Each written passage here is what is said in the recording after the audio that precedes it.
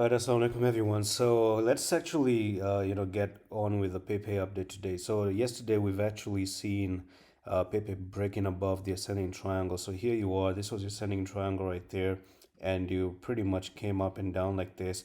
And now that you've broken above and you're actually continuing to move to the upside, we still have a technical target out of the ascending triangle to go from this place to that, and that's going to be up until 12,191, right? So that's where we're looking at the technical target. But there's another thing that I want to conclude, and I actually saw this on the daily time frame. It does actually look like on the daily we have a continuation pattern which could be a flag. Do you remember that we had one before it played out? So you moved up like this and we made a flag. From that flag we actually saw Pepe continue all the way from there to there. You can see it actually came up to the target, which was 8,053, and I remember giving you this.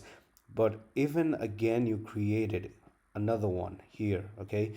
And that was the consolidation we were talking about. So I kind of think that Pepe is going to get ahead and above of 12,000. So we may be looking at 21,474. So we probably are in for another 136% pump.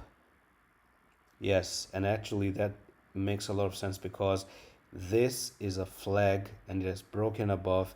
Invalidation happens at 4727. So it's very safe to say as long as Pepe doesn't come to 4727, you are in a technical target to go up to 22,000, 21,000, and the closest one is 12,000. So I'm actually going to give you these two targets here. So 12,000 and 21,000 right over there. And that's all for the video.